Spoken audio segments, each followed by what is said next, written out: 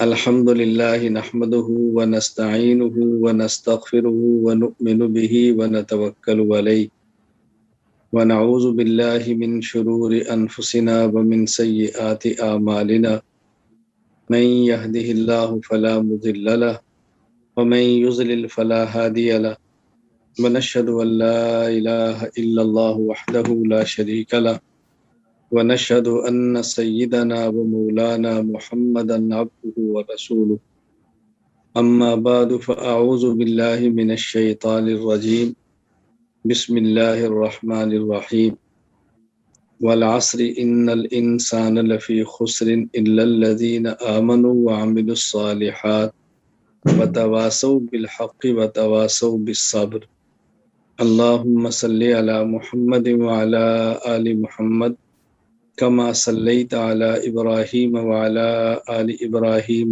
إنك حميد مجيد اللهم بارك على محمد وعلى آل محمد كما باركت على إبراهيم وعلى آل إبراهيم إنك حميد مجيد۔ مرکز اہل السنت والجماعہ سرگودا کا آج اسباق کا افتتاح ہے اور اسی حوالہ سے آج باقاعدہ پہلا بیان ہی نہیں، پہلا یہ سبق ہے۔ عام طور پر طلباء کرام اس کو افتتاحی بیان سمجھتے ہیں، میں اس کو افتتاحی بیان نہیں کہتا بلکہ افتتاحی سبق کہتا ہوں۔ ایک سبق وہ ہوتا ہے کہ جب استاد کے سامنے کتاب ہوتی ہے اور طلباء کے سامنے بھی کتاب ہوتی ہے، اور ایک سبق وہ ہوتا ہے کہ استاد کے سامنے بھی کتاب نہیں اور طلباء کے سامنے بھی کتاب نہیں، لیکن تمام اسباق کی بنیاد وہی سبق ہوتا ہے۔ اس لیے میں تمام طلباء سے یہ کہوں گا کہ آپ یہ نیت کر لیں کہ ہم سبق پڑھنے لگے ہیں۔ اس کے اور فوائد تو اپنی جگہ پر ہیں۔ ایک فائدہ یہ ہوگا کہ بہت سارے طلباء کی خواہش ہوتی ہے کہ ہم نے استاد جی آپ سے سبق پڑھنا ہے، ایک سبق آپ ہمیں ضرور پڑھا دیں تاکہ ہماری نسبت ہو جائے کہ ہم آپ کے شاگرد ہیں۔ تو میں نے اس لیے بتا دیا کہ یہ سبق ہے، کیونکہ اس سبق کی نیت کی نہیں ہوتی، سبق کی نیت سے سنا نہیں ہوتا، آخر دم تک یہ حسرت رہ جاتی ہے کہ ہم نے تو سبق پڑھا ہی نہیں ہے۔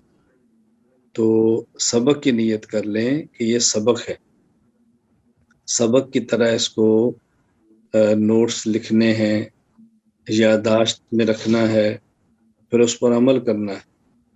کیونکہ جب طالب علم درسگاہ میں سبق کی نیت سے بیٹھتا ہے تو کاپی پینسل لے کر بیٹھتا ہے، کاغذ قلم لے کر بیٹھتا ہے کہ میں نے یہ باتیں لکھنی ہیں۔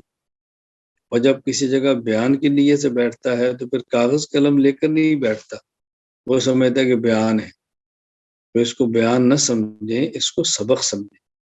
اس لیے دوران سبق جو باتیں میں آپ کی خدمت میں پیش کروں، جس ساتھی کے بس میں ممکن ہو وہ اپنے نوٹس بک پہ، اپنی کاپی پہ اس کو لکھیں اور پھر اس کو محفوظ رکھا کیا کریں۔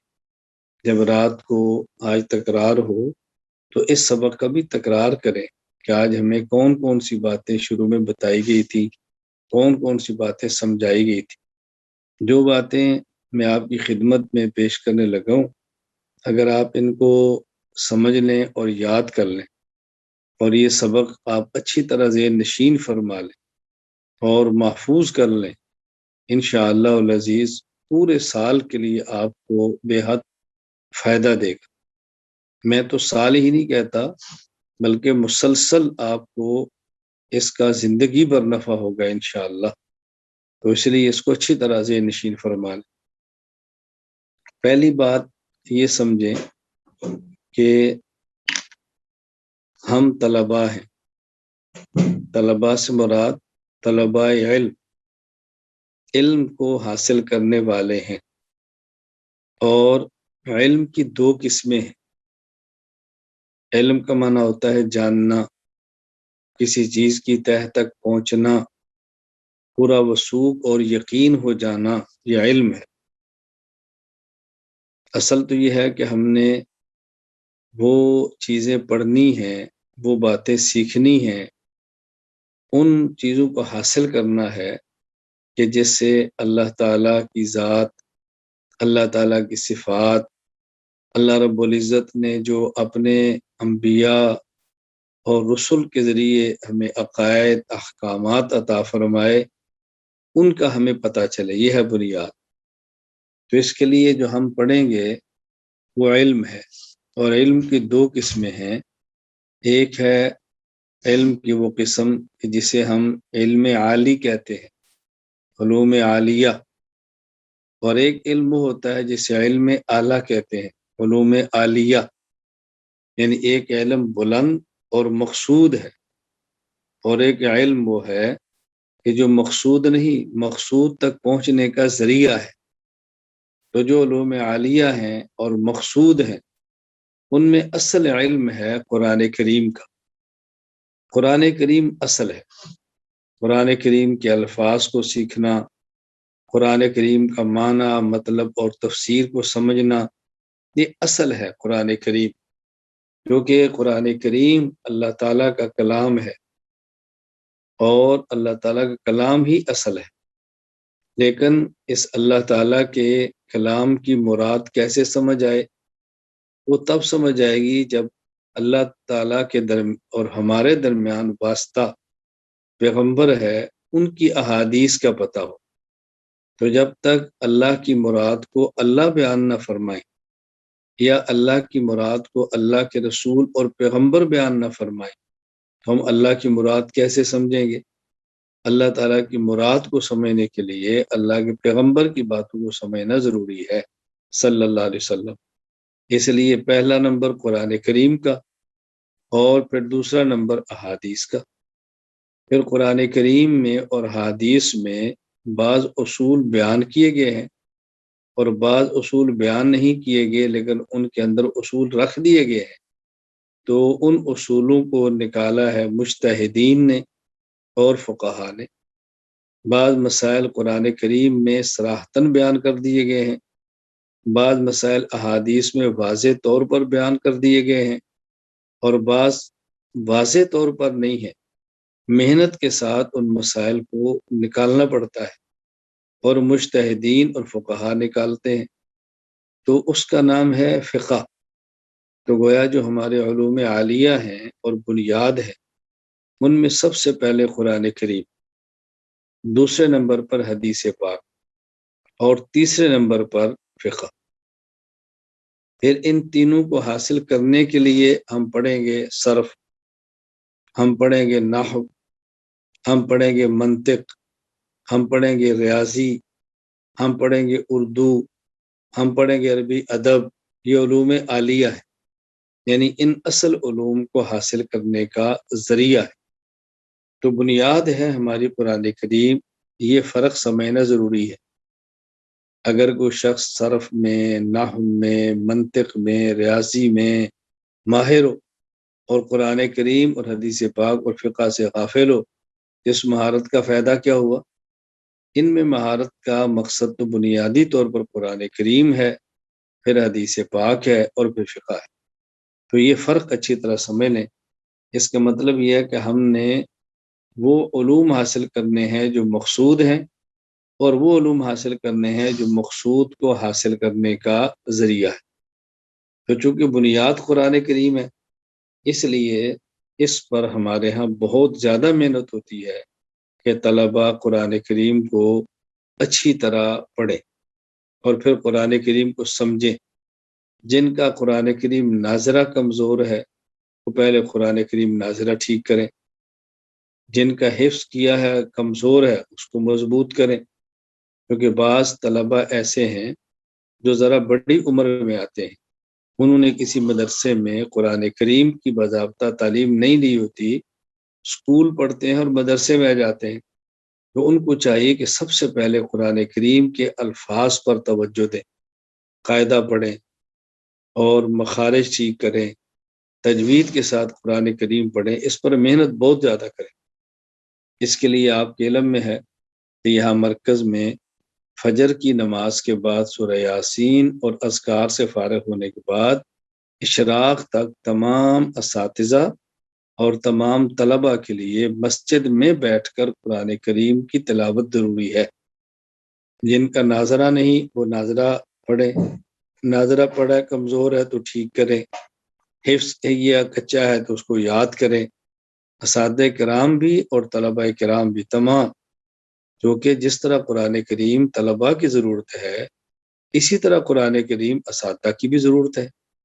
تو یہ تو نہیں کہ استاد بننے کے بعد قرآن کریم کی اللہ معاف فرمائے ضرور ختم ہو جاتی ہے۔ خیر، ایک تو میں نے گزارش کی ہے کہ یہ سمجھنا ضروری ہے کہ ان دو علوم میں فرق کیا ہے، مقصود کون سے ہیں اور مقصود تک پہنچنے کا ذریعہ کون سا ہے۔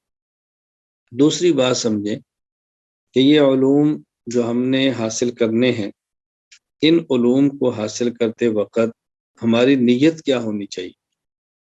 سب سے پہلی نیت یہ ہو کہ ہم یہ علم اس لیے حاصل کرتے ہیں کہ ہمارا اللہ ہم سے راضی ہو جائے، ہمارے رسول حضرت محمد خاتم النبیین صلی اللہ علیہ وسلم ہم سے راضی ہو جائے۔ اللہ اور اللہ کے رسول کی رضا حاصل کرنے کے لیے ہم نے علم حاصل کرنا ہے، کیونکہ اللہ تعالیٰ کا کلام ہے، اللہ کا کلام پڑھیں گے اللہ خوش ہوگا، اللہ کے پیغمبر صلی اللہ علیہ وسلم کا کلام پڑھیں گے اللہ کے پیغمبر خوش ہوں گے۔ وہ علم پڑھیں گے جو اللہ نے اپنے نبی کو دیا ہے، اور وہ علم جو اللہ کے نبی نے صحابہ کرام کو دیا ہے، اللہ کے رسول صلی اللہ علیہ وسلم خوش ہوں گے اور راضی ہوں گے۔ نمبر ایک، ہم نے اللہ اور اللہ کے رسول کو راضی کرنے کے لیے یہ پڑھنا ہے۔ اب دیکھیں، اگر کسی کا حافظہ اچھا ہے تو بھی ٹھیک ہے، حافظہ کمزور ہے تو بھی ٹھیک ہے، اگر کسی طالب علم کو سمجھ آتی ہے تو بھی ٹھیک ہے، اگر نہیں سمجھ آتی تو بھی ٹھیک ہے، مقصد اللہ کی رضا ہے، وہ تو دونوں کو حاصل ہو رہی ہے۔ نمبر ایک، اللہ اور اللہ کا رسول ہم سے راضی ہو۔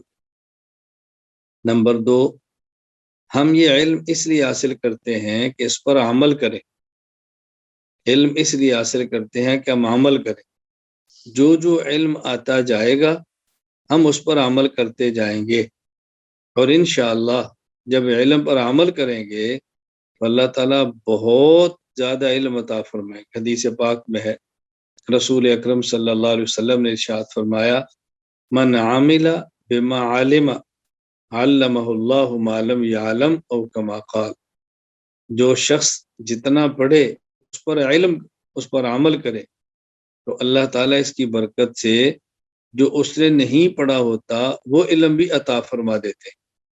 ہم جسے کہتے ہیں علم وہبی، علم لدنی اللہ عطا فرماتے ہیں۔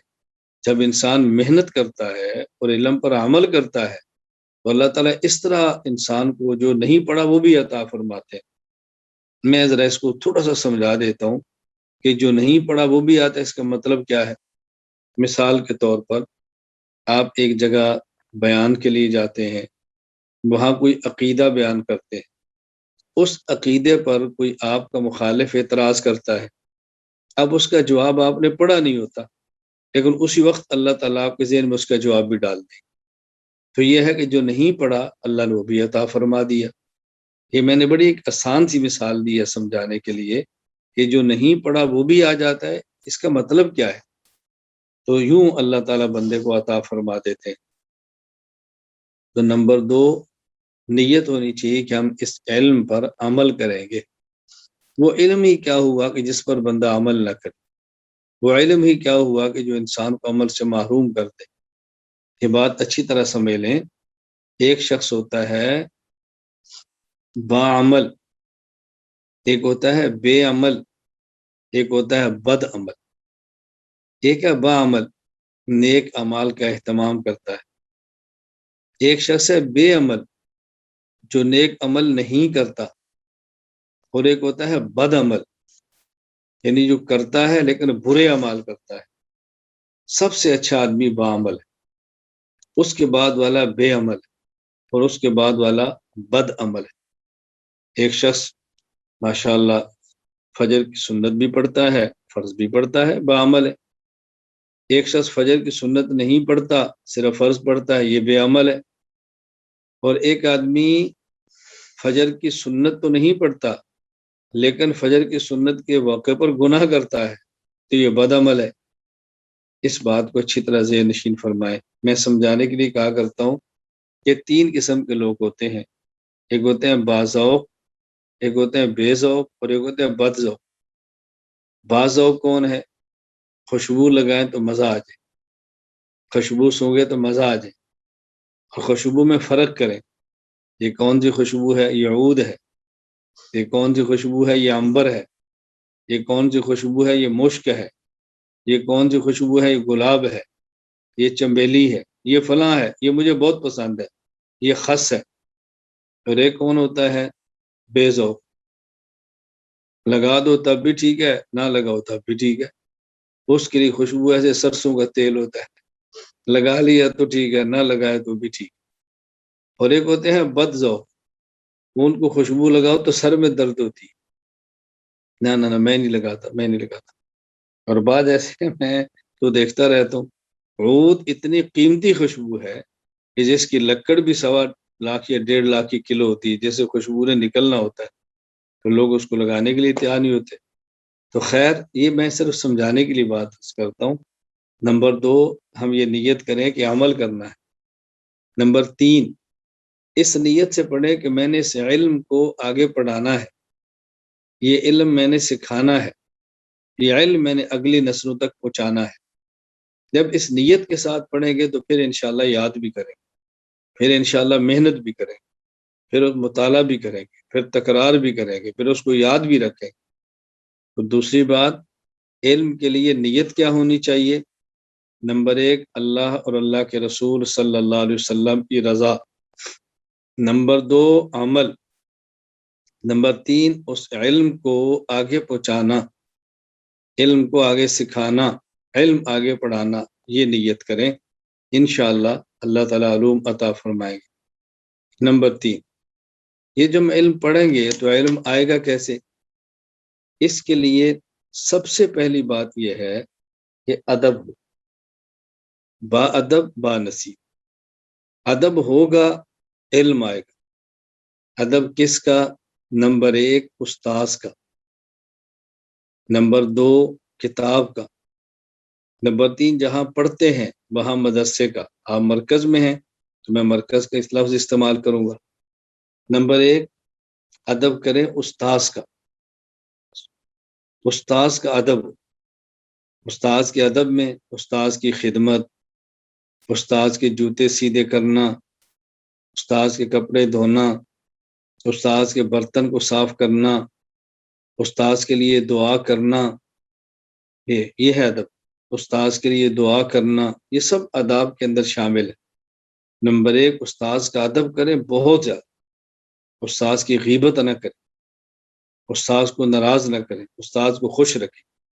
اور یہ میری بات ذہن نشین فرما لیں اور پلے باندھ لیں کہ جو شخص استاذ کو خوش رکھتا ہے وہ علوم کی برکت کو حاصل کرتا ہے، اور جو اپنے والدین کو خوش رکھتا ہے وہ مال و دولت میں ترقیات لے لیتا ہے۔ آپ چاہتے ہیں آپ کو دنیا خوب ملے، والدین کو خوش رکھیں۔ آپ چاہتے ہیں علوم میں خوب برکت ہو، اپنے اساتذہ کو خوش رکھیں۔ نمبر 1، استاذ کا ادب ہو۔ نمبر 2، کتاب کا ادب۔ نمبر 2، کتاب کا ادب۔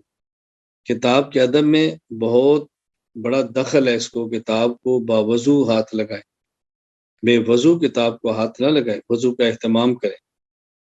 وضو ٹوٹ جائے پھر کر لیں، اس میں کیا ہے؟ ہاں کسی کا عذر ہو تو الگ بات ہے، اور اگر عذر نہ ہو تو باوضو کتاب کا مطالعہ کریں، باوضو کتاب کا تکرار کریں، باوضو سبق کے اندر شریک ہو، اس کو پلے باندھ لیں۔ نمبر 2، کتاب کا ادب، بس اس کا بہت زیادہ اہتمام کریں۔ اور یہ دیکھنا ہے اوپر کون سی کتاب رکھنی ہے، نیچے کون سی ہے۔ اوپر رکھیں تفسیر، اس کے نیچے پھر حدیث، اس کے نیچے فقہ، یوں ترتیب سے رکھیں کتابیں۔ بس ایسا نہ ہو کہ اوپر صرف رکھی ہو، فقہ نیچے رکھی ہو، یہ مناسب نہیں ہے۔ اوپر نحو رکھی ہو، نیچے حدیث رکھی ہو، یہ ادب کے خلاف۔ نمبر 2، کتاب کا ادب، اس کا بہت زیادہ خیال فرمائیں۔ نمبر 3، جہاں پڑھتے ہیں وہاں کام کرنے والے عمال، عملہ کا ادب۔ ہم عام طور پر باورچی کا ادب نہیں کرتے، وہ ان پڑھ ہے، روٹیاں پکاتا ہے، اس کی بھی عزت کریں، اس کا بھی احترام کریں، برے لفظوں مت پکاریں اس کو، اس کا بہت زیادہ خیال کریں۔ دفتر مدرسے کے باہر ایک گارڈ ہے، محافظ ہے، اس کی بھی عزت کریں، وہ آپ کی حفاظت کے لیے ہے، وہ آپ کی رکھوالی کے لیے ہے، اس کو برا نہ کہیں۔ تو علم آئے گا، نمبر 1 ادب کا خیال کریں، استاذ کا ادب کریں، کتاب کا ادب کریں، اور جہاں پڑھتے ہیں وہاں کے عملے کا ادب اور احترام کریں۔ نمبر 2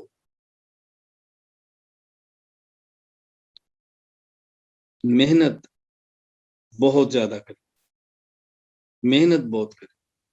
بہت سارے طلباء کا شکوہ ہوتا ہے کہ میرا حافظہ کمزور ہے، مجھے کتاب سمجھ نہیں آتی، سمجھتا ہوں تو یاد نہیں ہوتی۔ محنت کریں، بس محنت سے اللہ پاک بہت عطا فرماتے ہیں۔ میں اس وقت اکابر کے اور مشائخ کے واقعات پیش نہیں کر رہا کہ جو دوران طالب علمی کتنے کمزور تھے اور بعد میں کتنے آگے نکل گئے، استاذ کے ادب کی وجہ سے، کتاب کے ادب کی وجہ سے اور محنت کی وجہ سے کتنے آگے نکل گئے۔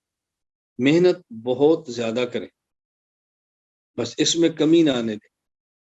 میں نے درجہ اولیٰ میں پڑھنا شروع کیا تو آپ یقین فرمائیں کہ مجھے یاد نہیں ہے کہ مجھ سے کوئی ایسا طالب علم ہو جو میرے بعد سوتا ہو اور صبح مجھ سے پہلے اٹھ کر مسجد کے اندر آتا ہو۔ میرا معمول تھا سب سے آخر میں سونا اور سب سے پہلے اٹھنا۔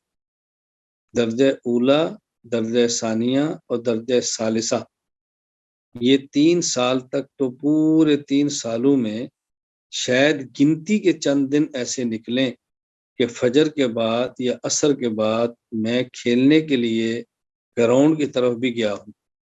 گنتی کے شاید دن ایسے نکلے کہ میں گراؤنڈ کی طرف بھی کبھی گیا ہوں۔ فجر کے لیے جب میں آتا تو میں اپنی تپائی بالکل پہلی صف کے آگے رکھ کر آتا، صبح آنا ہے اور کتاب کا متن یاد کرنا شروع کر دیں، فجر کی نماز کے بعد اشراق تک مسجد میں بیٹھ کے تلاوت کرنی۔ یہ اس وقت کی بات ہے جب میں پڑھتا تھا تو مدرسے میں نظم نہیں تھا کہ قانون ہو، لیکن میں نے بیٹھتا بس ہلکا سا ناشتہ جو مدرسے سے ملتا وہی کرنا ہے اور اس کے بعد سیدھا درسگاہ میں، بس سبق ختم ہونے، کھانا کھانا کمرے میں، زور کو پھر مسجد میں، عصر سے لے کر مغرب تک پھر مسجد میں، مغرب سے عشاء تک مسجد میں، عشاء سے لے کر آگے رات تک مسجد میں، جو کہ ہمارے اسباق مسجد میں ہوتے تھے۔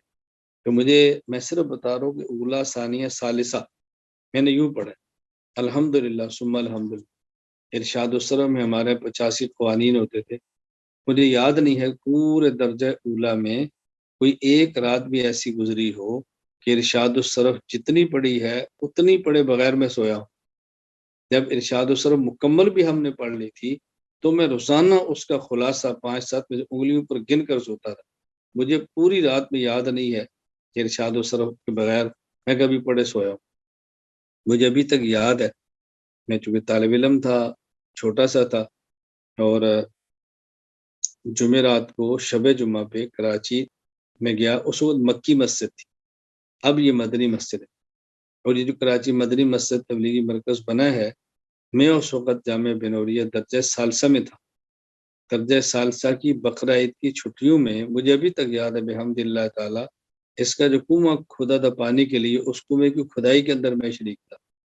ثالثہ میں کیا بندے کی عمر ہوتی ہے آپ اندازہ کریں۔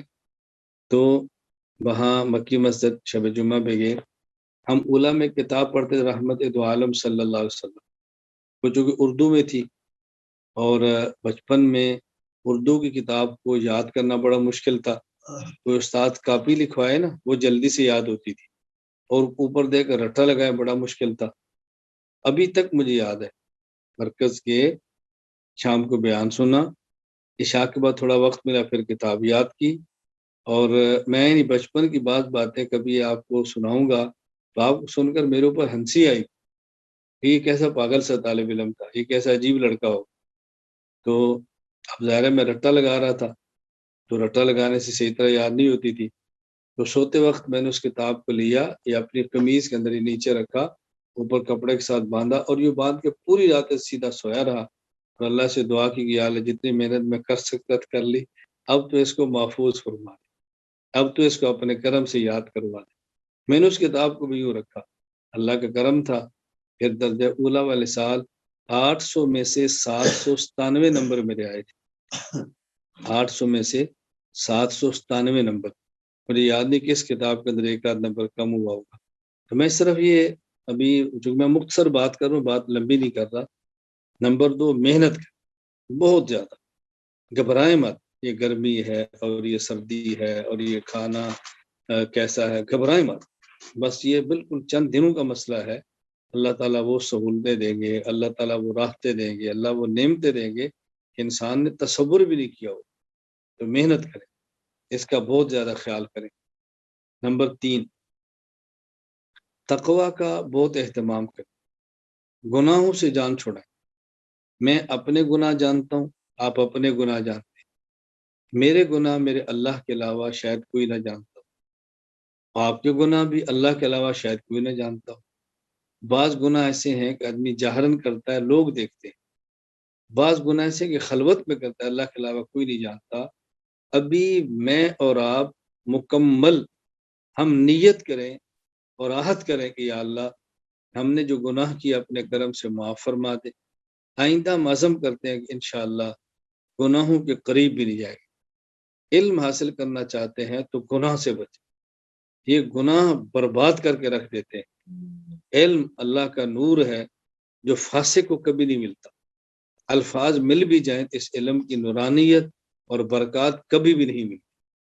اس لیے میں گزارش کروں گا، نمبر 3، تقوی کا بہت زیادہ اہتمام کریں، طلبا تقوی کا بہت زیادہ اہتمام کریں، اور اس کا حل یہی ہے کہ باہر مت نکلیں، مرکز کے اندر رہیں، سڑک کی طرف مت جائیں، ایسے ماحول میں نہ جائیں جس ماحول کے اندر گناہ ہوتے ہیں، تو پھر گناہوں سے بچنا آسان ہوگا، وگرنہ ماحول گناہوں کا اختیار کریں گے تو گناہوں سے بچنا مشکل ہوگا۔ نمبر 4، دعا کا اہتمام بہت زیادہ کریں، اور دعا کا مطلب پڑھنا نہیں ہے، مانگنا ہے۔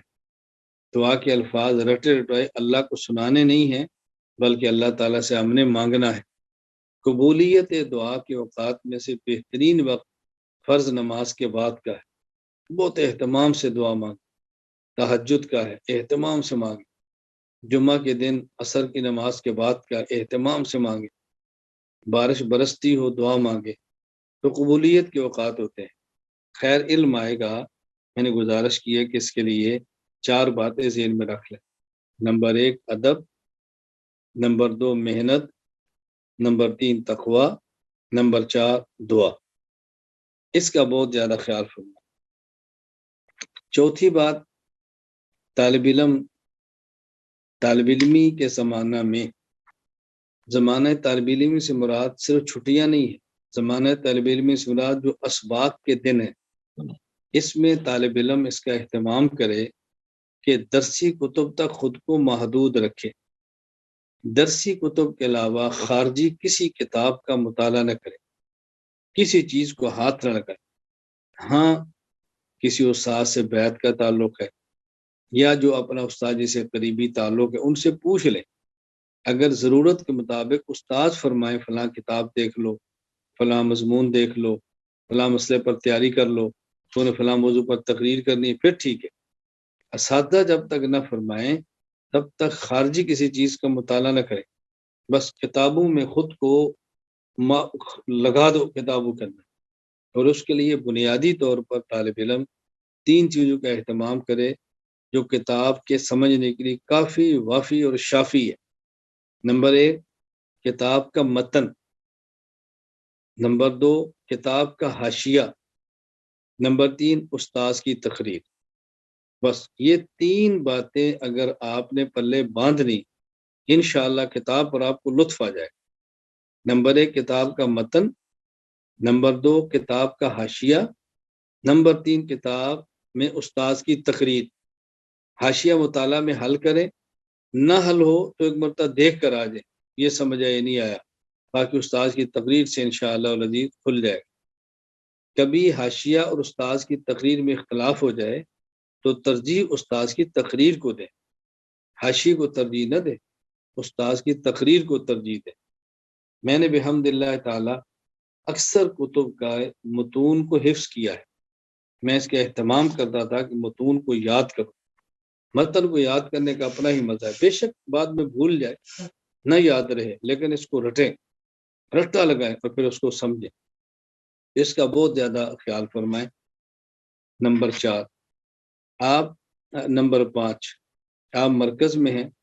تو مرکز میں رہتے ہوئے میں آپ سے گزارش کروں گا، اگر مکمل طور پر استفادہ چاہتے ہیں، اگر مکمل طور پر مرکز سے فائدہ حاصل کرنا چاہتے ہیں تو مرکز کی ترتیب پر رہیں. میں اکثر طلباء سے کہا کرتا ہوں کہ مرکز میں رہیں اور ہماری ترتیب پر رہیں. پھر آپ دیکھیں نفع کیسے ملتا ہے. ہماری ترتیب میں 3 چیزیں بنیادی. سب سے پہلی اعمال کی پابندی، تہجد، فجر کے بعد یاسین، ذکر کی مجلس، اشراق تک تلاوت، پھر اشراق کی نماز، مغرب کے بعد اوابین، پھر سورہ واقعہ، عشاء کے بعد سورہ ملک. اعمال کی پابندی کے جمعہ کے دن سورہ کاف، جمعہ کے دن عصر کی نماز کے بعد 80 بار درود پاک، اللہم صلی علی محمد النبی الامی وعلی آلہ وسلم تسلیما کثیرا. عصر کے بعد 80 مرتبہ درود پاک. نمبر 1 اعمال کی پابندی. یہ میں نوافل کی بات کر رہا ہوں. فرائض تو کہنے کی ضرورت ہی نہیں ہے، واجبات تو کہنے کی ضرورت ہی نہیں ہے، سنن موقدہ کی پابندی کہنے کی ضرورت ہی نہیں. نمبر 1 اعمال کی پابندی، معمولات کی پابندی. نمبر 2 وقت کی پابندی. 1 سیکنڈ بھی ضائع مت کریں. دیکھیں ابھی بھی 6 بجے کا وقت تھا کہ پہلا سبق ہوگا. میں بحمد اللہ تعالیٰ 6 بجے سے 5 منٹ پہلے بیٹھا. جو ہی میرے پاس لنک ہے میں تیار بیٹھا. ایسا نہیں ہے کہ طلبہ آ جائے اور میں نہ ہوں. انشاءاللہ آئندہ بھی ایسا نہیں ہوگا. نمبر 2 اوقات کی پابندی. میں اکثر حضرات سے کہا کرتا ہوں، میں ہمارے مرکز میں 6 کا معنی 6 ہی ہے، شام کا معنی شام ہی ہے، صبح کا معنی صبح ہی ہے. اس کا بہت زیادہ خیال فرمائیں. نمبر 3 مرکز کے نظم کی پابندی. بس یہ 3 چیزوں کا آپ خیال فرمائیں، انشاءاللہ اور دیکھیں فائدہ کتنا ہوتا ہے.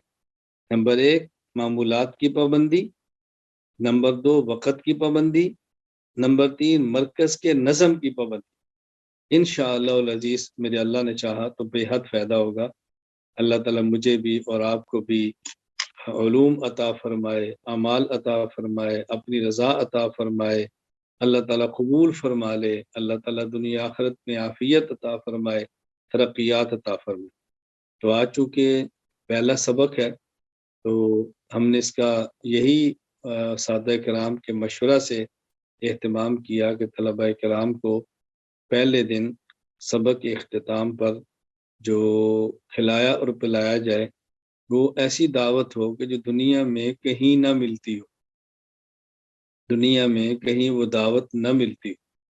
اس کے لیے اہتمام کیا گیا ہے. نمبر 1 مدینہ منورہ کی کھجور. مدینہ منورہ کی کھجور بتاؤ کتنی بہترین چیز. آپ کہیں گے یہ تو بہت ساری جگہوں پر ملتی ہے، تو اس کا کیا معنی ہے کہ کہیں نہ ملتی ہو، کیسی دعوت ہے. مدینہ منورہ کی کھجور. اس کے ساتھ جو پانی آپ نے پینا ہے اس میں نمبر 1 زمزم کا پانی، نمبر 2 بیر روحہ مبارک کنویں کا پانی، نمبر 3 خانہ کعبہ کو جو ہر سال غسل دیا جاتا ہے اور اس میں سے جو پانی نکلتا ہے وہ پانی، نمبر 3 نمبر 4 رسول اکرم صلی اللہ علیہ وسلم کے جو مبارک بال ہیں، ان بالوں کو جس پانی سے دھویا گیا ہے وہ پانی. تو یہ 4 قسم کے پانی جمع ہے. آپ اندازہ فرمائیں کتنی محنت ہے جمع ہوا ہو. مدینہ منورہ میں مجھ سے ایک بیت ہے، میرے مرید ہیں، بہت اچھے ہیں، رابطہ بھی رہتا ہے. انہوں نے مجھے یہ ہدیہ پیش کیا تو میں نے اس کو مستقل رکھ لیا. اس میں ڈالتے رہتے ہیں، اس کو بڑھاتے رہتے ہیں. تو وہ آپ کی جو پہلی دعوت ہوگی وہ انشاءاللہ العزیز اللہ پاک نے چاہا تو اسی سے ہو. یہ 4 قسم کے پانی زمزم، بیر روحا، خانہ کعبہ کو جس سے غسل دیا گیا وہ، رسول اکرم صلی اللہ علیہ وسلم کی مبارک زلفوں کو جس پانی سے غسل دیا گیا وہ، اور ساتھ مدینہ منورہ کی کھجور، یہ آپ کی دعوت۔ باقی انشاءاللہ العزیز ہمارے ایک دوست ہیں، مرید ہیں مجھ سے، بہت بیمار ہیں، دعا فرمائے اللہ تعالیٰ ان کو صحت کاملہ عاجلہ مستمرہ عطا فرمائے، عافیت عطا فرمائے۔ تو مجھے ان نے کہا کہ میری خواہش ہے کہ طلبہ کرام کا کھانا ہو جائے، دعوت ہو جائے، تو انشاءاللہ ایک گوشت کی دعوت وہ ان کی طرف سے ہو جائے گی، وہ دوپہر کو ہو جائے یا شام ہو جائے یا کل صبح ہو جائے۔ آپ بتائیں کتنی خوش قسمتی ہے ہماری اور آپ کی کہ ہم دین اللہ کے لیے پڑھتے ہیں اور اللہ کے بندے کھانے کا انتظام کر دیتے ہیں۔ کتنا اللہ کا کرم ہے، دیکھو کتنا اللہ کا احسان ہے، اس پر خدا کا ہمیں بہت زیادہ شکر ادا کرنا چاہیے۔ میں اس لیے طلبہ کرام سے بطور خاص کہا کرتا ہوں، اور لوگ تو عبادات کریں ہی کریں، ہمیں زیادہ اہتمام سے کرنا چاہیے، کیونکہ ہمیں تو دنیا کا رزق بھی جو مل رہا ہے اسی پر لوگ اللہ پاک کی طرف سے اللہ ان کے دل میں ڈالتے ہیں، اور اسی پر لوگ ہمیں کچھ نہ کچھ دیتے ہیں کہ یہ لوگ پڑھتے ہیں، یہ نمازیں پڑھتے ہیں، یہ نیک ہیں، تو ہمیں تو اور اہتمام سے عبادات کرنی چاہیے۔ اللہ تعالیٰ مجھے اور آپ سب کو عمل کی توفیق عطا فرمائے۔ تو یہ چند ایک گزارشات میں نے آپ کی خدمت میں پیش کی ہیں، اللہ تعالیٰ آپ سے بھی راضی ہو جائے، مجھ سے بھی راضی ہو جائے۔ میں انشاءاللہ آپ کے لیے دعا کرتا رہوں گا، آپ میرے لیے دعا کرتے رہیں۔ آج بھی یہ سبق شروع ہونے سے پہلے بحمد اللہ تعالیٰ تہجد سے فراغت کے بعد میں نے بڑے اہتمام سے آپ کے لیے دعا کی ہے، اور یہ آپ کا حق ہے، کوئی احسان نہیں ہے۔ میرا اور آپ کا تعلق ایک والد اور اولاد کا ہے، اولاد کا والد کے اوپر حق ہوتا ہے، اسی طرح والد کا اولاد کے اوپر حق ہوتا ہے۔ اصل میں تو حدیث پاک میں یہ جسمانی والد کے لیے دعا ہے کہ اللہ تعالیٰ والد کی دعا اولاد کے حق میں قبول فرماتے ہیں، اور اگر اللہ تعالیٰ سے درخواست کر لی جائے کہ اللہ جس طرح جسمانی والد ہے روحانی والد بھی ہوتا ہے، آپ جسمانی والد کی دعا قبول فرماتے ہیں تو روحانی والد کی بھی دعا قبول فرما لیں۔ جس طرح خون کے رشتوں سے اولاد کو دیکھ کر آنکھیں ٹھنڈی ہوتی ہیں، اسی طرح دین کے رشتوں سے طلبہ جو اولاد کی طرح ہیں ان کو دیکھ کر، ترقیات کو دیکھ کر آنکھیں ٹھنڈی ہوتی ہیں۔ اللہ تعالیٰ دونوں طرف سے یہ محبت قائم اور دائم فرمائے۔ اللہ تعالیٰ ہم سب سے راضی ہو جائے، اللہ مجھے بھی توفیق دے، اللہ آپ کو بھی توفیق عطا فرمائے۔ وآخر دعوانا ان الحمد للہ رب العالمین، الحمد للہ رب العالمین، والصلاة والسلام علی رسولہ وعلی آلہ وصحابہ اجمعین۔ ربنا ظلمنا انفسنا وترحمنا لنكونن من الخاسرین۔ ربنا لا تؤاخذنا ان نسینا او اخطأنا، ربنا ولا تحمل علينا إصرا كما حملته على الذين من قبلنا، ربنا ولا تحملنا ما لا طاقة لنا به، واعف عنا واغفر لنا وارحمنا أنت مولانا فانصرنا على القوم الكافرين، رب اغفر وارحم وأنت خير الراحمين، ربنا لا تزغ قلوبنا بعد إذ هديتنا وهب لنا من لدنك رحمة، ربنا آتنا في الدنيا حسنة وفي الآخرة حسنة وقنا عذاب النار، ربنا هب لنا من أزواجنا وذرياتنا قرة أعين واجعلنا للمتقين إماما، اللهم طهر قلوبنا من النفاق وأعمالنا من الرياء وألسنتنا من الكذب وأعيننا من الخيانة، فإنك تعلم خائنة الأعين وما تخفي الصدور۔ اے اللہ، اے کریم اللہ، ہم سب کے گناہوں کو معاف فرما، خطاؤں سے درگزر فرما۔ اے اللہ، جو گناہ چھپ کر کی وہ بھی معاف فرما، جو سب کے سامنے کی وہ بھی معاف فرما۔ اے اللہ کریم، اپنی رضا کا فیصلہ فرما۔ اے اللہ، طلبہ کرام دور دور سے اے اللہ تیرے دین کو سیکھنے کے لیے آئے ہیں، اے اللہ کریم ان کو اپنا علم عطا فرما، اپنے دین کا علم عطا فرما۔ اے اللہ کریم شریعت کا علم عطا فرما۔ اے اللہ کریم دین کی خدمت کے لیے ان کو قبول فرما۔ یا اللہ کریم اپنے کرم سے قبول فرما۔ یا اللہ وہ علم عطا فرما جو تیری رضا کا سبب بنے۔ یا اللہ وہ علم عطا فرما، اے اللہ جو تیری رضا کا سبب بنے۔ یا اللہ وہ علم عطا فرما جو ہمیں جنت تک پہنچا دے۔ یا اللہ وہ علم عطا فرما جو جہنم سے ہمیں بچا لے۔ یا اللہ وہ علم عطا فرما، اے اللہ وہ علم عطا فرما یا اللہ جو ہمارے والدین کی رضا اے اللہ کا ذریعہ بن جائے، اے اللہ تیرے دین کے پھیلانے کا ذریعہ بن جائے۔ اللہم انا نسألک رضاک والجنہ، اللہم انا نعوذ بک من سخطک والنار۔ اے اللہ کریم اپنی رضا اور اعمال رضا عطا فرما، اے اللہ کریم جنت اور اعمال جنت عطا فرما، اے اللہ اپنی ناراضگی اور اعمال ناراضگی سے محفوظ فرما، اے اللہ کریم جہنم اور اعمال جہنم سے محفوظ فرما۔ یا اللہ ان اعمال سے بچا لے جو تیری ناراضگی کا سبب بنے، جو تیرے دین سے محروم ہونے کا سبب بنے۔ اے اللہ گناہوں سے ہماری حفاظت فرما، اے اللہ گناہوں سے پاک زندگی عطا فرما، اے اللہ کریم گناہوں سے پاک زندگی عطا فرما۔ یا اللہ سر کے بالوں سے لے کر پاؤں کے ناخن تک، اے اللہ کریم ہمارے جسم کے تمام اعضاء کو اے اللہ اپنی فرما برداری میں لگا دے، اللہ کریم اپنی اطاعت میں لگا دے، اے اللہ کریم اپنی نافرمانی سے محفوظ فرما لے۔ یا اللہ ایمان کی نعمت دی ہے، اے اللہ کریم کفر و شرک سے بچا لے۔ یا اللہ سنت کی نعمت دی ہے، بدعات سے بچا لے۔ اے اللہ کریم صحت کی نعمت دی ہے، بیماری سے بچا لے۔